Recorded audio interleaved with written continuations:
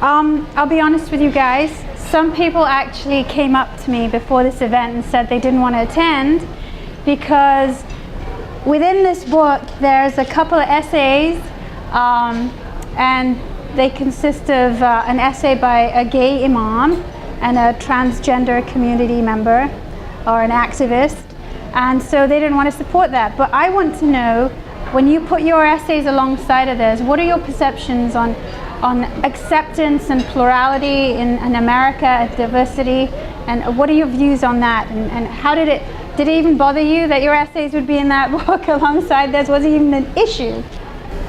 Well, I think people need to understand that it's okay to have a diverse set of people within this community that have different beliefs, that adhere to different standards, but that we all acknowledge that we're all a part of a larger community. And I think it's crucial that we understand that, because if we want to, as Muslim Americans, be truly acknowledged as part of the fabric of this country, we can't do that unless we do the same within our community. Again, it doesn't mean you have to agree with everything, it doesn't mean you have to condone everything, but you have to at least recognize people's humanity and recognize that they have a purely intentioned desire to be Muslim and to be a part of this community. And that alone makes them worthy of my respect. It qualifies them. Yes.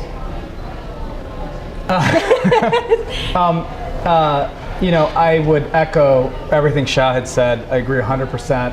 I would add that one of the core learnings that I came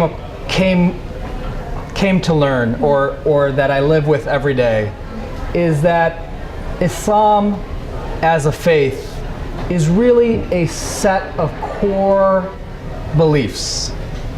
And I tend to think of it as just like a small dot, or not a small dot, but a very deep dot, and then all this other stuff is periphery. Okay. And there are times when it's important to engage in the periphery, and there are times when it's not. At a time when in the United States the vast majority of Americans, and I would take issue with something you said earlier, I don't think most Americans have a passing knowledge of Islam and Muslims. They may have an impression, but you ask them who Allah is, and they'll say, is that Buddha? Is that some guy? Is that this crazy, Muslim God, wrathful God that you believe in? I mean, the very basics are misunderstood by a huge swath of the American population. Right. And I think we as American Muslims, we forget that. We are often in our circles of friends and colleagues, whether Muslim or non-Muslim, and they know us, and they know the basics. But you step outside of your comfort zone, and you realize that the very basics, the monotheistic, the Abrahamic roots, etc., are missing.